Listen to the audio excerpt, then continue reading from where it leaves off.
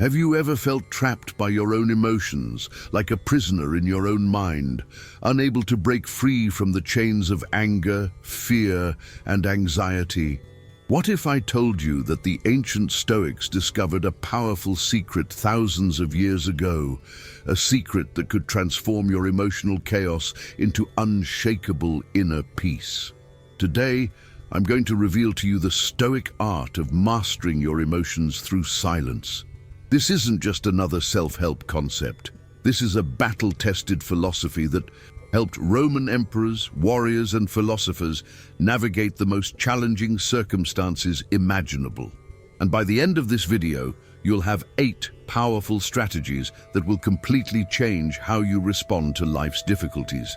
But first, let me ask you something. When was the last time someone said something that triggered you, and instead of responding with wisdom, you reacted with anger? When was the last time anxiety about the future robbed you of peace in the present moment? If you're nodding your head right now, then this video was made specifically for you.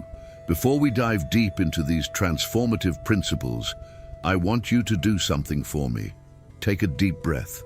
Notice how you're feeling right now, because what you're about to learn won't just change how you think about emotions. It will fundamentally reshape your entire relationship with your inner world. Let's begin with strategy number 1. Strategy number 1. Recognize that emotions are visitors, not residents.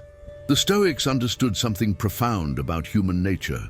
They knew that emotions are not permanent states of being, but temporary visitors passing through the landscape of our consciousness. Marcus Aurelius, the great Roman emperor and Stoic philosopher, once wrote in his meditations that we have power over our minds, not outside events, and when we realize this, we find our strength. Think about the last time you felt intense anger. In that moment, it felt all-consuming, didn't it?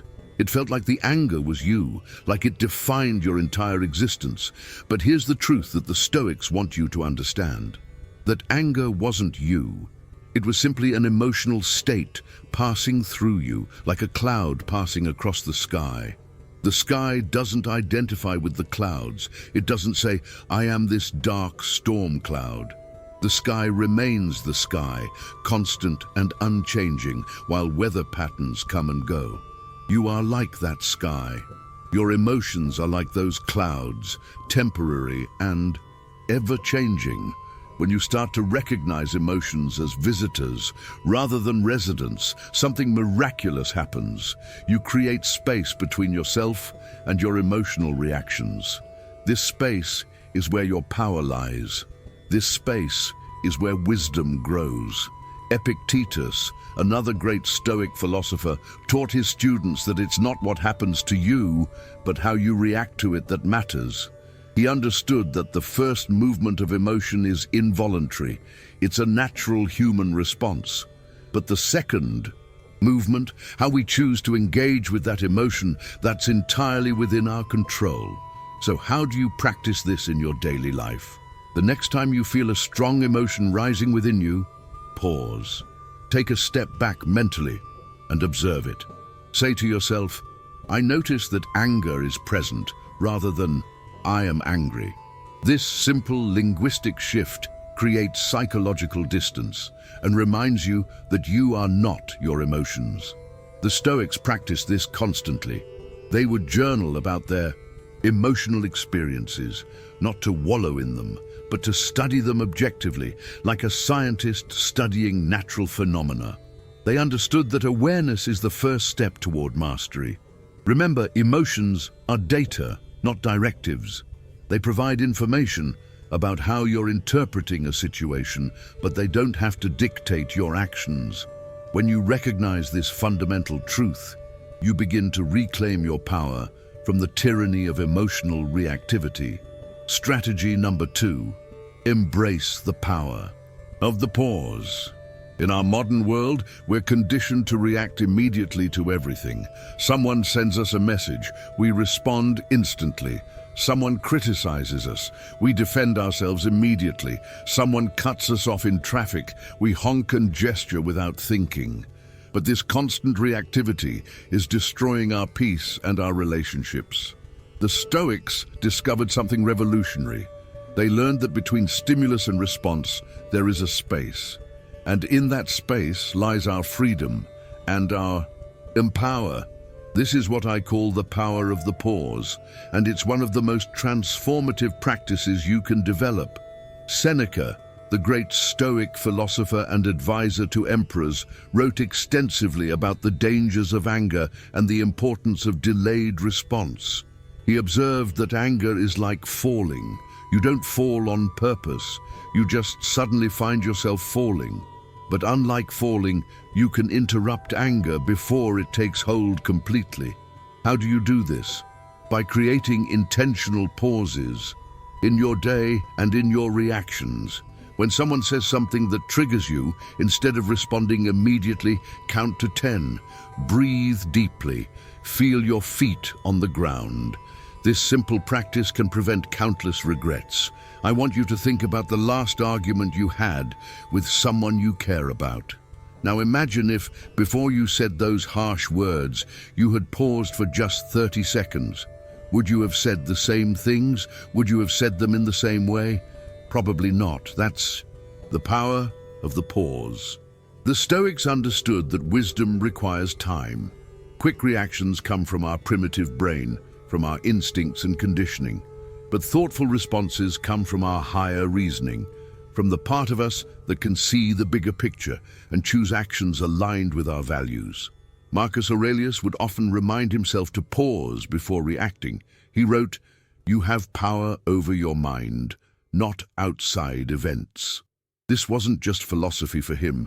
It was a daily, in practice, a constant reminder that he could choose his response to any situation. Here's a practical exercise you can start today. Set 3 alarms on your phone throughout the day. When each alarm goes off, stop whatever you're doing and take 3 deep breaths. Just pause. Don't do anything else. Just breathe and be present. This trains your mind to create space, to pause, to step back from the continuous stream of thoughts and reactions. The pause is also essential when dealing with anxiety about the future or regret about the past. When you notice your mind spinning stories about what might happen or what should have happened, pause. Bring yourself back to this moment, the only moment where life actually happens. Silence is the ultimate pause. When you feel overwhelmed by emotions, instead of immediately expressing them or acting on them, choose silence. Not the silence of suppression, where you push the emotion down and pretend it doesn't exist, but the silence of observation, where you acknowledge the emotion, feel it fully, and choose consciously how to respond. This kind of silence is not weakness. It's profound strength. It's the strength of someone who knows that they don't have to react to every provocation, that they can choose their battles, that they can preserve their energy for what truly matters.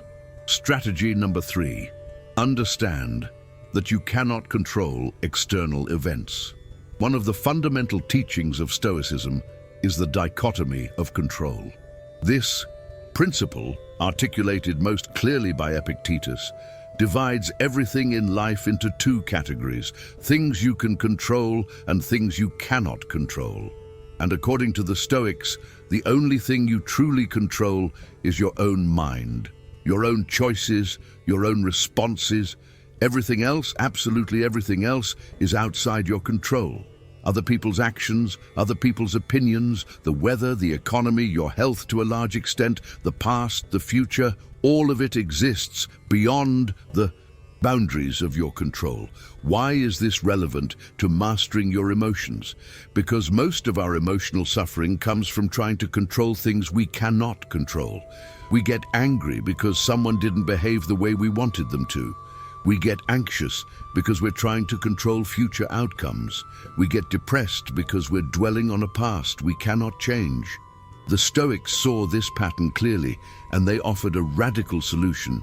Stop trying to control what you cannot control. Instead, focus all your energy, all your attention on the one thing you can control, your response to what happens. Marcus Aurelius, who had the power of an emperor at his fingertips, understood that even he couldn't control most things. He wrote, "You have power over your mind, not outside events. Realize this, and you will find strength." Think about that. The most powerful man in the known world, reminding himself that his true power lay not in external control, but in internal mastery. When you deeply internalize this principle, your emotional life transforms. You stop wasting energy on things you cannot change.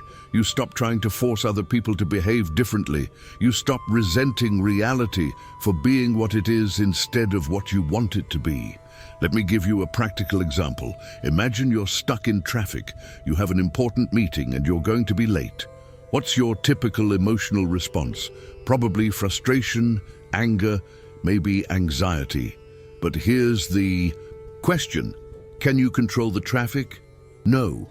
Can you control the fact that you're already late? No. So what can you control? You can control whether you spend this time suffering emotionally or whether you accept the reality of the situation.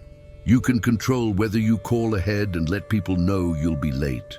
You can control whether you use this unexpected time to listen to something educational or simply to breathe and be present. You can control your inner state, even when you cannot control outer circumstances. This doesn't mean you become passive or that you don't take action to improve your situation. The Stoics were some of the most active, engaged people in history, but their action came from a place of wisdom, not from emotional reactivity. They changed what they could change, accepted what they couldn't, and had the wisdom to know the difference. When you apply this principle to your emotional life, you realize that you cannot control whether you feel an emotion. Emotions arise automatically based on your perceptions and past conditioning, but you can control what you do with that emotion. You can control whether you feed it or whether you let it pass. You can control whether you act on it or whether you choose a wiser response.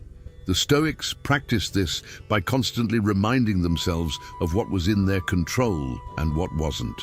They would prepare for the day ahead by anticipating challenges and rehearsing how they would respond.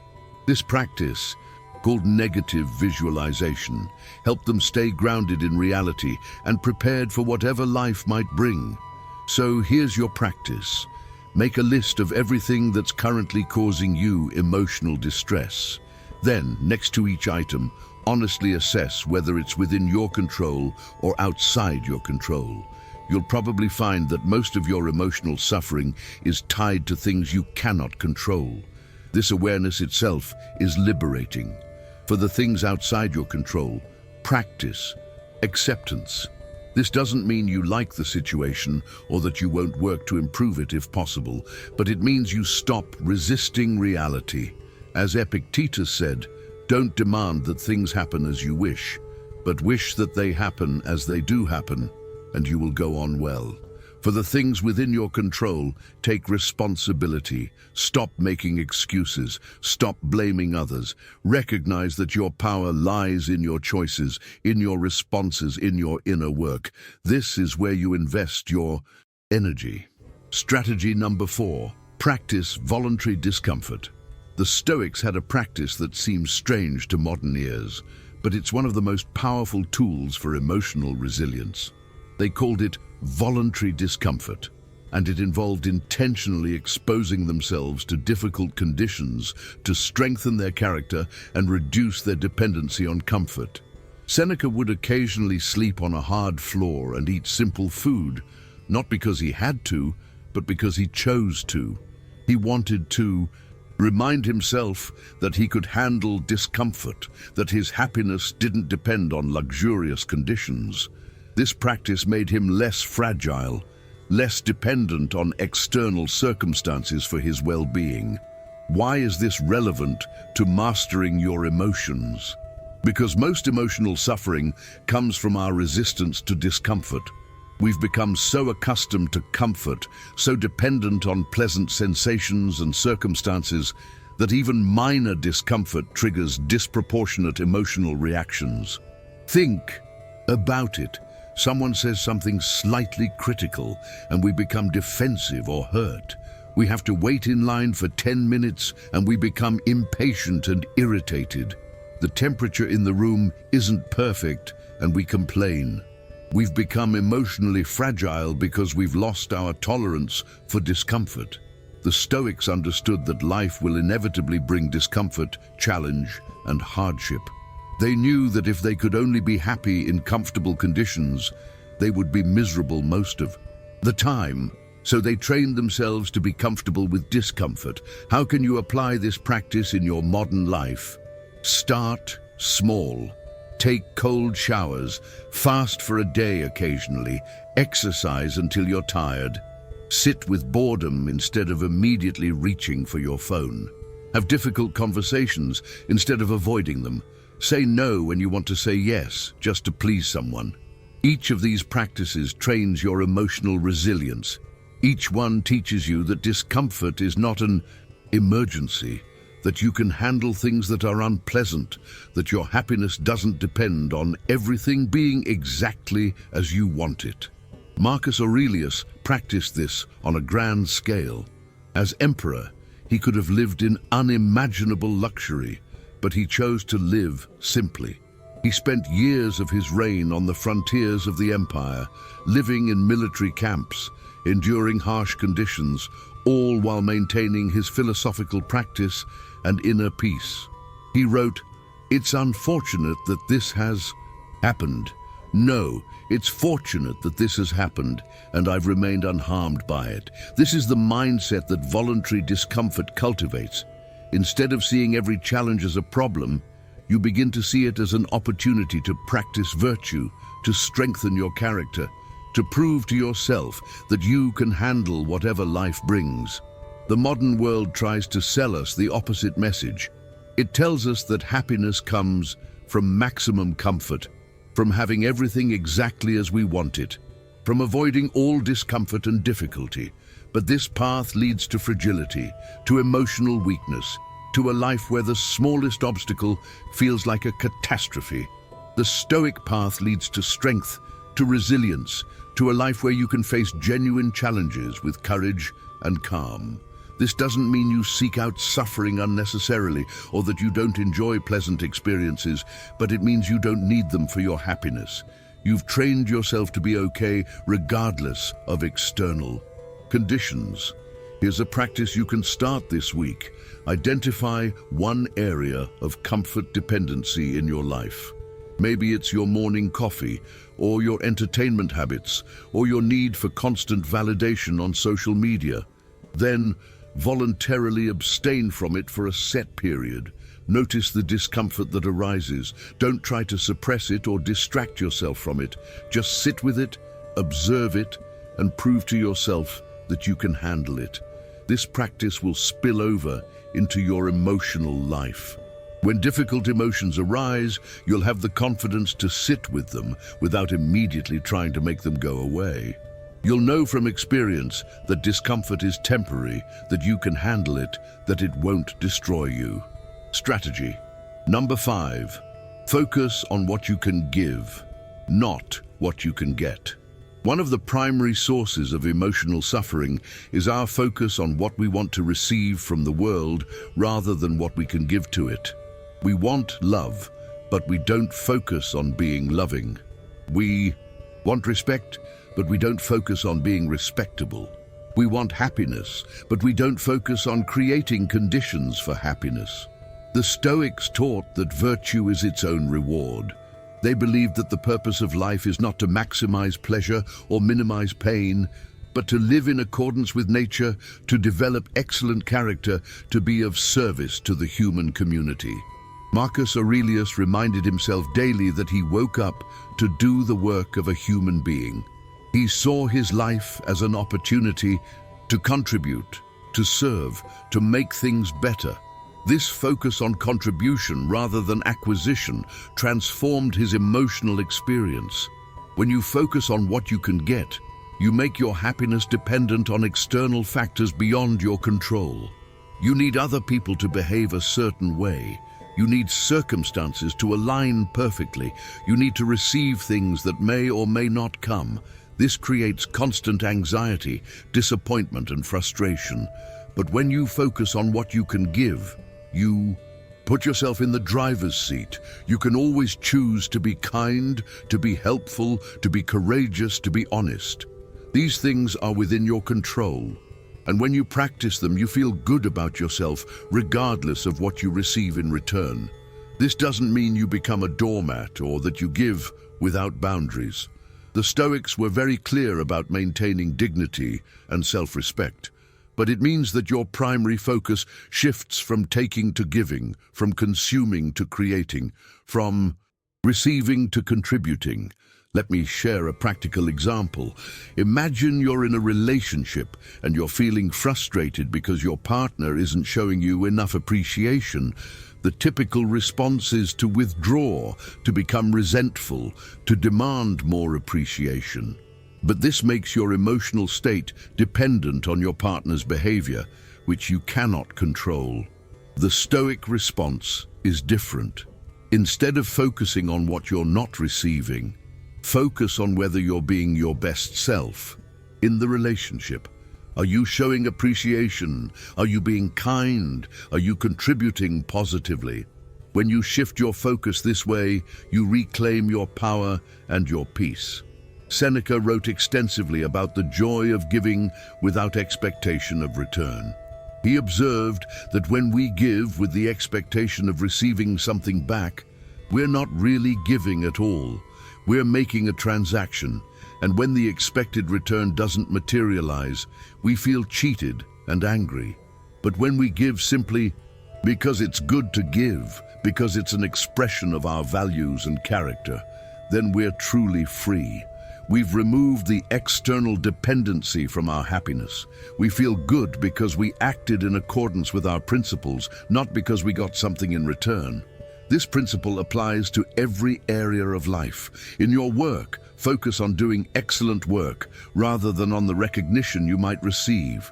In your friendships, focus on being a good friend rather than on whether others are good friends to you. In your daily interactions, focus on treating people with respect and kindness rather than on whether they treat you the same way. Does this mean you tolerate mistreatment or stay in toxic situations? Absolutely not. The Stoics were clear about setting boundaries and protecting your peace, but it means that your emotional state doesn't depend on other people's behavior. You maintain your standards regardless of how others act. Here's a practice that can transform your daily emotional experience. At the start of each day, instead of thinking about what you want to receive or achieve, ask yourself, how can I be of service today? How can I contribute? How can I practice virtue in my interactions and activities? This simple shift in focus will gradually transform your relationship with life. You'll stop feeling like a victim waiting for the world to give you what you want. You'll start feeling like an agent of positive change, someone whose value comes from within, from your character and choices. The Stoics understood that the person focused on virtue is unshakable. External circumstances might change, people might come and go, fortunes might rise and fall, but character remains constant, and that's where true peace resides. Strategy number 6, remember that everything is temporary. The Stoics had a practice called memento mori, which means remember death. This might sound morbid, but it was actually one of their most powerful tools for appreciating life and maintaining emotional equilibrium. They would regularly remind themselves that life is finite, that they would die someday, that everyone they love would die someday.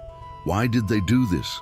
Not to become depressed or nihilistic, but to keep perspective, to appreciate what they had while they had it, to avoid wasting time on trivial concerns, and to focus on what truly matters.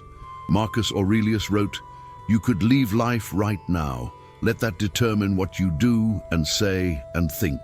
This constant awareness of mortality wasn't meant to create fear or anxiety. It was meant to create clarity, urgency, and appreciation. When you remember that everything is temporary, including your own life, many things that typically trigger emotional reactions suddenly seem less significant. That petty argument with a colleague, not worth your limited time and energy. That disappointment about a minor setback, hardly noticeable in the grand scope of a human life. That anxiety about what others think of you. They'll all be dead in 100 years, and so will you.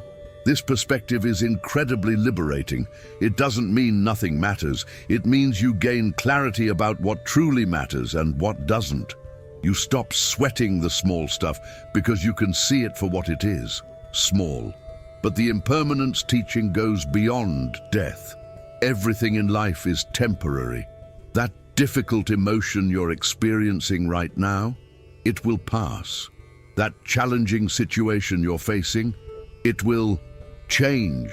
That person who hurt you, they will change, or they'll leave your life, or you'll leave theirs. The Buddhists have a saying, "This too shall pass." The Stoics understood the same principle. They called it understanding the natural order of change.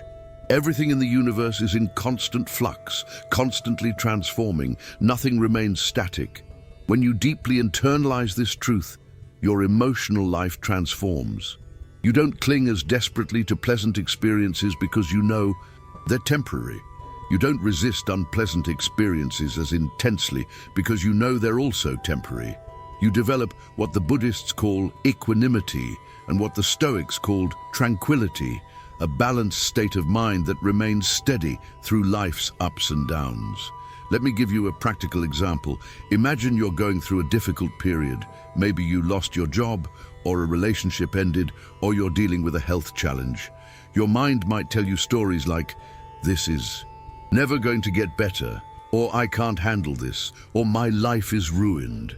But when you remember that everything is temporary, you can respond differently. You can tell yourself, "This is difficult right now, but it's not permanent. Things will change. I've been through difficult times before, and they passed. This will too." This isn't toxic positivity or denying reality. It's actually seeing reality more clearly. The reality is that everything changes, and difficult periods do pass. When you remember this, you don't add unnecessary suffering on top of your actual challenges. The same principle applies to pleasant experiences. When something wonderful happens, instead of just being happy, practice appreciating it deeply because you know it won't last forever. This doesn't diminish your joy. It actually enhances it by making you more present and grateful. Seneca wrote about the practice of negative visualization, where you imagine losing the things you value. Not to torture yourself, but to appreciate them more deeply while you have them. He would look at his loved ones and remind himself that someday they would die, and so would he. This made his time with them more precious, more meaningful, more present. Here's a practice you can incorporate into your daily life. Each morning when you wake up, take a moment to reflect on the temporary nature of everything. Look at the people you live with and remember that your time together is limited. Look at your surroundings and remember that nothing stays the same. Touch your own face and remember that you are aging, that your time here is finite. This might feel uncomfortable at first, but stick with it. Over time, you'll notice that this practice doesn't make you sad or anxious. Instead, it makes you more appreciative, more present, more focused on what truly matters. It helps you let go of grudges more easily because you realize life is too short to hold on to resentment. It helps you forgive more readily because you understand that people are doing their best with the awareness they have and time is limited. The Stoics combined the awareness of impermanence with action. They didn't use it as an excuse for nihilism or inaction. Instead, it motivated them to live virtuously, to make the most of their limited time, to leave things better than they found them. Marcus Aurelius, knowing he could die at any moment, still worked diligently as emperor.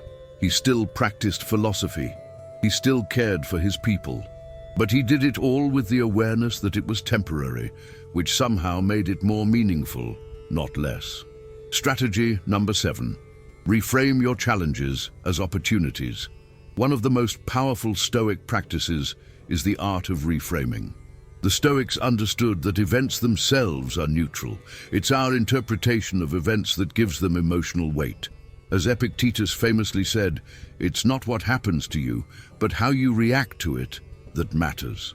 This means that the same event can be perceived as a disaster by one person and as an opportunity by another. The difference isn't in the event itself, but in the mental framework through which it's interpreted. Marcus Aurelius took this practice to its logical conclusion when he wrote, "The impediment to action advances action. What stands in the way becomes the way." In other words, the obstacle is not just something to overcome. It is the very path forward. It is the opportunity for growth, for practicing virtue, for becoming stronger. Think about how radical this perspective is. Most people see obstacles as problems, as unfortunate events that get in the way of their plans. The Stoic sees obstacles as essential elements of growth, as opportunities to practice patience, courage, problem-solving, resilience, and creativity. Let me give you a concrete example.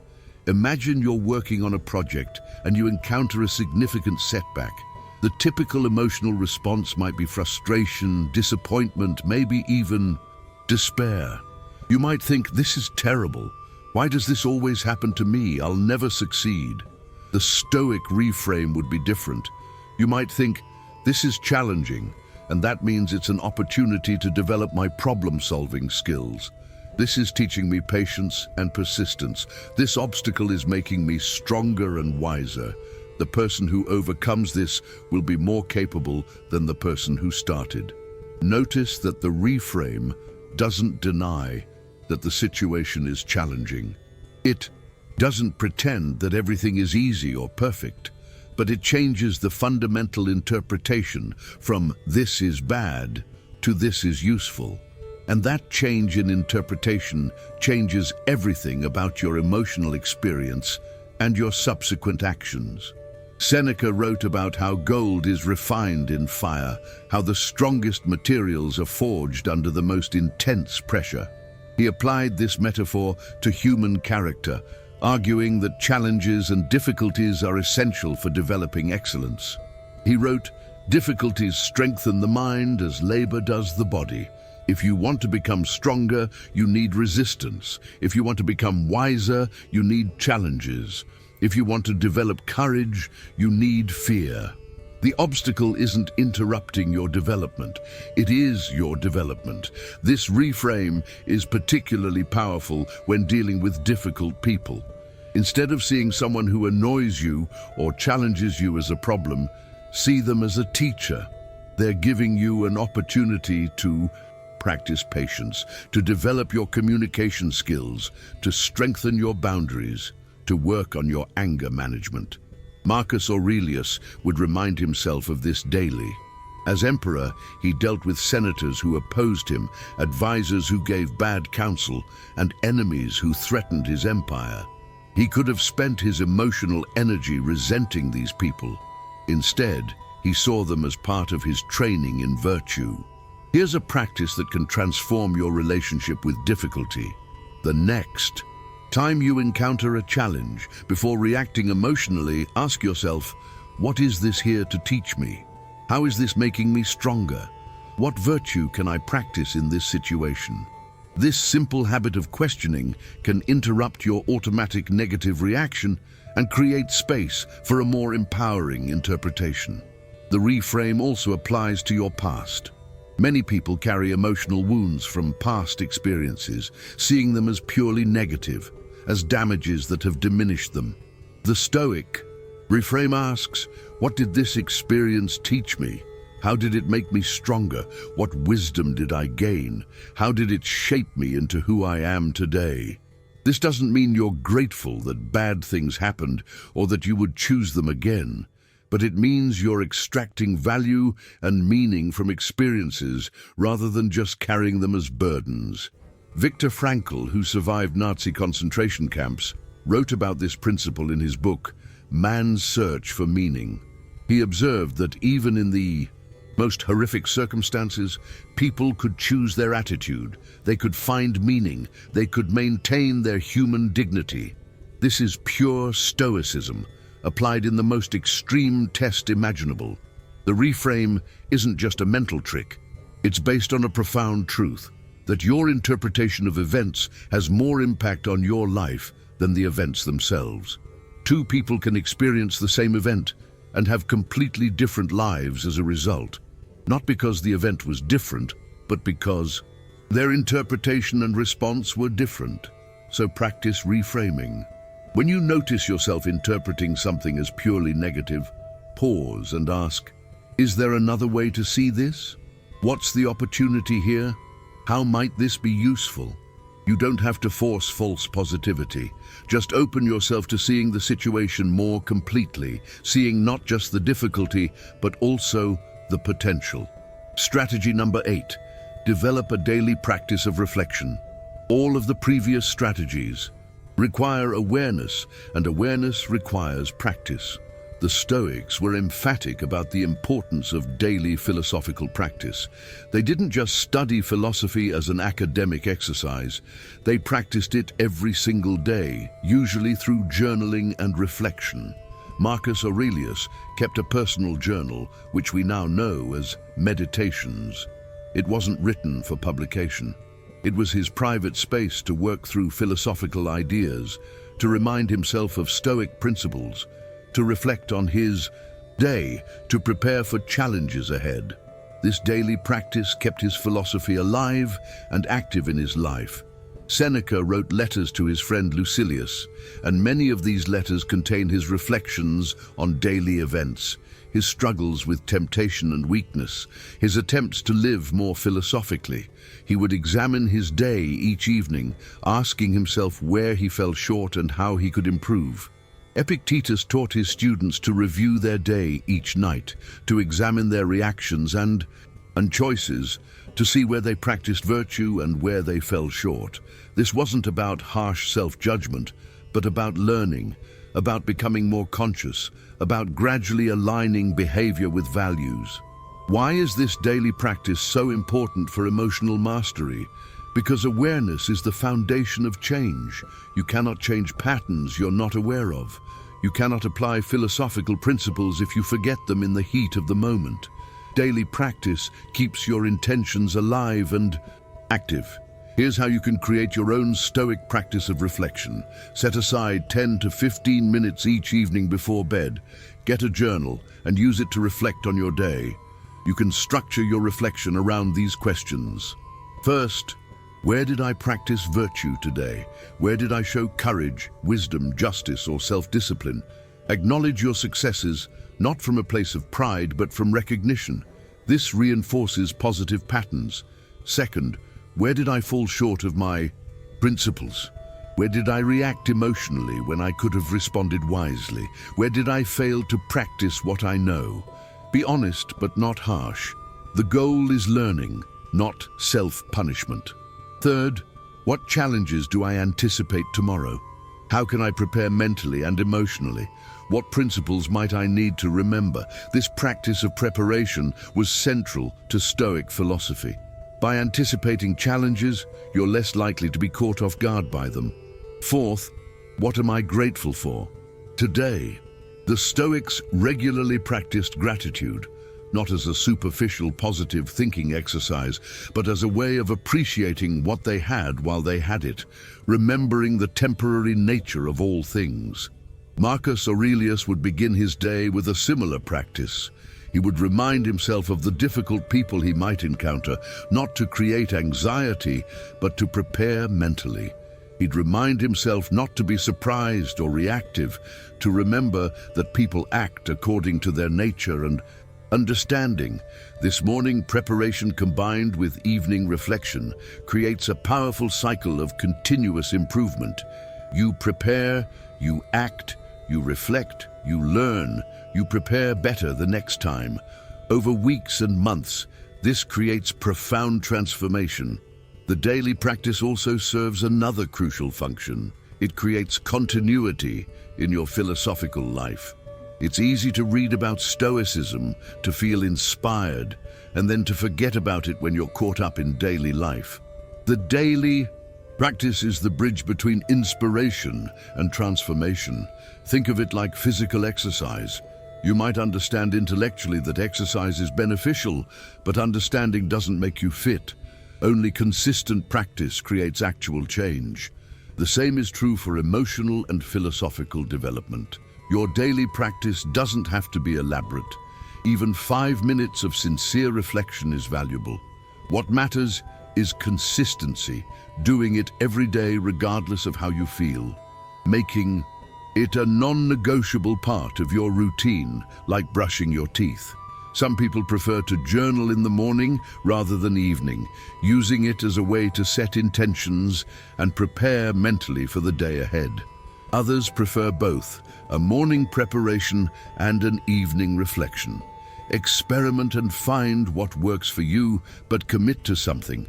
The Stoics also recommended reading philosophy daily, not just once when you're inspired, but regularly, repeatedly, allowing the principles to sink deeper into your consciousness. Marcus Aurelius would return to the same fundamental principles again and again in his journal, not because he had forgotten them, but because he needed constant reminder and reinforcement. In our modern world of constant distraction, this practice of daily philosophical reflection is more valuable than ever. It creates a space of quiet and introspection in a life that's otherwise filled with noise and reactivity. It reconnects you with your values and intentions when the world is constantly pulling you in different directions. So commit to this practice. Get a journal tonight. Tomorrow evening, take 10 minutes to reflect on your day. Do it again the next day, and the next, and the next. After a month, you'll notice changes in your awareness and emotional responses.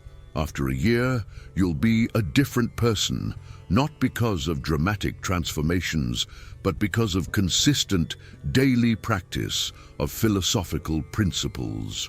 Conclusion.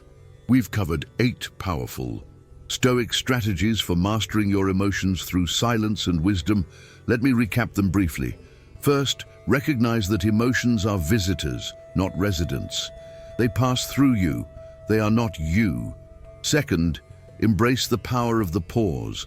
Create space between stimulus and response. That's where your freedom lives. Third, understand that you cannot control external events. Focus your energy on the one thing you can control, your response. Fourth, practice voluntary discomfort. Build resilience by training yourself to be comfortable with being uncomfortable. Fifth, focus on what you can give, not what you can get. Make your happiness dependent on your character, not on external circumstances.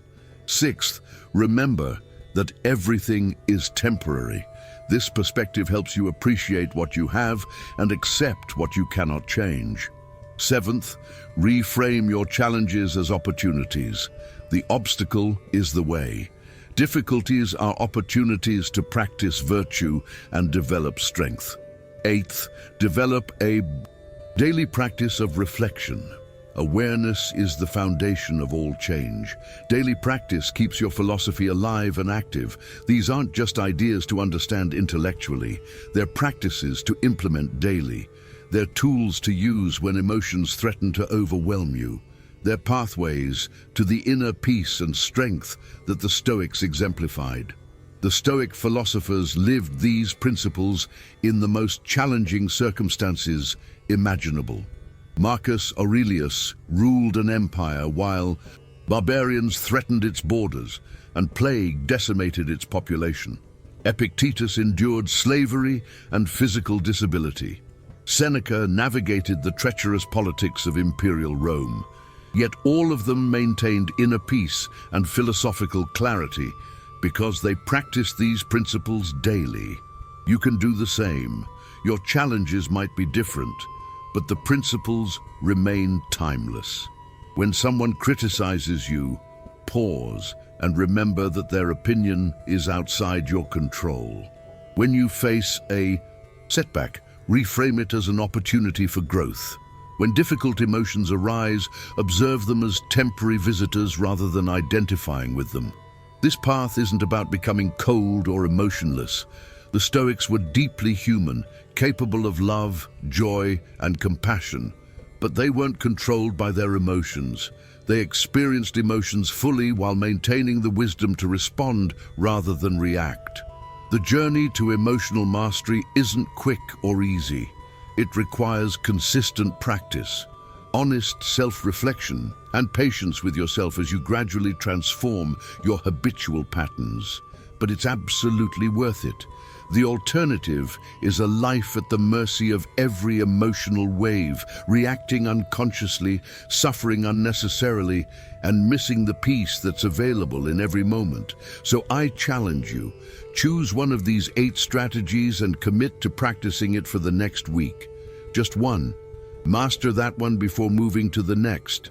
Maybe it's the power of the pause. Maybe it's daily reflection. Maybe it's reframing your challenges. Choose what resonates most and practice it consistently. And remember what Marcus Aurelius wrote: the happiness of your life depends upon the quality of your thoughts. Your emotions will always be with you, but with these Stoic practices, you can transform your relationship with them. You can move from being controlled by your emotions to being the master of your inner world. That's the promise of Stoicism. That's the power of silence and wisdom. That's the path to unshakable peace regardless of external circumstances. The ancient Stoics proved it's possible. Now it's your turn to walk this path. Thank you for joining me on this journey through Stoic wisdom. If this video has helped you, if you've learned something valuable, give it a thumbs up so more people can discover these timeless principles. Subscribe to this channel for regular insights into Stoic philosophy and practical wisdom for modern life. And most importantly, don't just watch, practice. Knowing these principles intellectually changes nothing. Living them changes everything. Remember, you have power over your mind, not outside events. Realize this, and you will find strength.